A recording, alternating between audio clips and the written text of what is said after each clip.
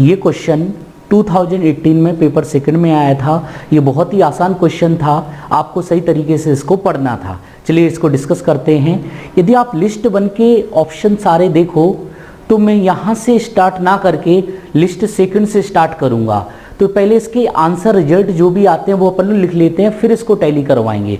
सबसे पहला था लिस्ट सेकंड में, पहला था फर्स्ट क्या था, आप point charge Q at the origin. तो मुझे बताओ पॉइंट चार्ज के वजह से जो इलेक्ट्रिक फील्ड आती है वो क्या होती है, के क्यू बाई डी स्क्वायर। मतलब यहाँ पे हमें पता चल गया E is directly proportional to 1/d²।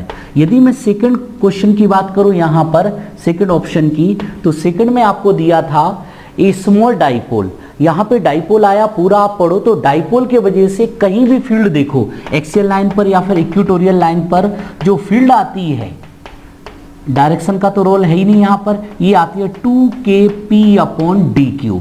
तो हम लोग बोल सकते हैं is directly proportional to 1/dq। इसके बाद यदि आप तीसरा ऑप्शन यहाँ पर देखो तो तीसरे ऑप्शन में दिया था an infinite line charge, linear charge density दी थी आपको, इनफाइनाइट वायर था, तो इसके वजह से जो इलेक्ट्रिक फील्ड आती है वो आती है λ/2πε0d। तो हम लोग बोल सकते हैं E inversely proportional to separation. Fourth वाले ऑप्शन को ध्यान से पढ़ो, यहाँ पर दो आपको वायर दिए, इनफाइनाइट वायर दिए हैं जिनकी लीनियर चार्ज डेंसिटी, तो मैं इसको कुछ ऐसे इमेजिन कर रहा हूँ, एक लैम्डा है और एक माइनस लैम्डा है, इनके बीच का सेपरेशन कितना है 2l, और ये वाला d। ये क्वेश्चन सब लोगों ने किया है, q माइनस q, ये वाला क्वेश्चन कहीं ना कहीं सब लोगों का देखा हुआ है।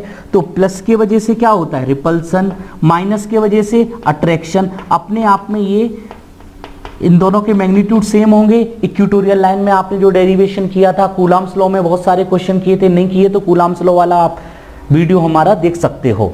तो यहाँ पर यदि एंगल थीटा है तो ये थीटा, याद है वेक्टर एडिशन, कॉस वाले ऐड साइन वाले कैंसिल, तो यहाँ पे ई नेट कितना आएगा 2e cos थीटा, साइन वाले तो कैंसिल हो रहे हैं, तो e कितना आएगा यहाँ पर, इसके वजह से कितना होता है λ/2πε0।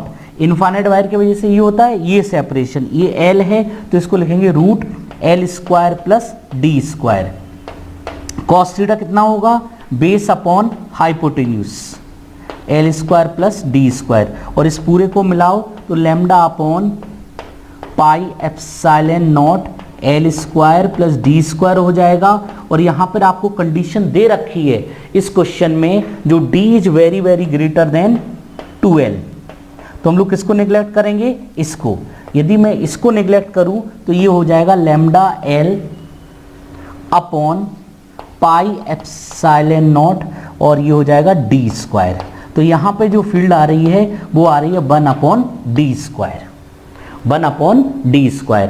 यदि मैं इसमें फोर्थ के बाद फिफ्थ की बात करूं तो यहाँ इनफाइनाइट प्लेन है, और प्लेन के वजह से आप लोगों ने क्या देखा था, याद है इलेक्ट्रिक फील्ड आती थी σ/2ε0।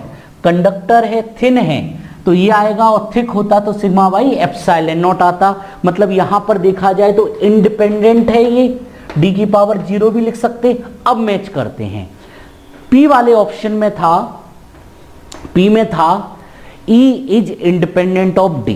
तो बताओ इंडिपेंडेंट किस में आ रहा है, इसमें आ रहा है, तो P के लिए लिख सकते हैं हम लोग 5। ऑप्शन कुछ ऐसे ही थे, एक बार ऑप्शन देख लेते हैं, यस। दूसरा कौन सा था, दूसरा था इज Q के लिए था, दूसरा Q के लिए लिखा था, देखो ध्यान से क्या लिखा है, E inversely proportional to D 1/d। 1/d किस में आ रहा है, इसमें आ रहा है, नहीं इसमें आ रहा है, इसमें आ रहा है, तो Q के लिए थर्ड है। एक बार और देख लेते हैं और किसी में आ रहा है क्या, D थर्ड में नहीं आ रहा है, फोर्थ में नहीं आ रहा है, फिफ्थ में भी नहीं आ रहा है। इसके बाद अपन लोग बात करते हैं R के लिए। R में दिया था E inversely proportional to d²। d² किस में आ रहा है, इसमें आ रहा है, यस। तो D के लिए, R के लिए फर्स्ट हो गया, इसमें नहीं आ रहा है, इसमें नहीं आ रहा है, इसमें आ रहा है। फोर्थ भी हो गया, फर्स्ट फोर्थ इसमें भी नहीं आ रहा है, तो 1 और 4 हो गया। इसके बाद है S में दिया था E inversely proportional to DQ किस में आ रहा है, देखो ध्यान से, DQ इसमें आ रहा है, तो R के बाद कौन सा था, S के लिए आंसर क्या आएगा सेकंड। और ये ऑप्शन आएंगे तो इनमें से मैच कराओ। ए बी सी डी किस में आ रहा है, ए में, बी में 5 दिख रहा है, क्यू में 3 दिख रहा है, हाँ यार फर्स्ट वाला तो हट गया, और आर है 1 और 4, तो आंसर यहाँ पर आया है बी, आंसर इज बी। किसी को प्रॉब्लम? बिल्कुल आसान क्वेश्चन था, यदि आपको फॉर्मूले याद हैं और आपको पता है कि कैसे, बहुत आसान क्वेश्चन है। चलिए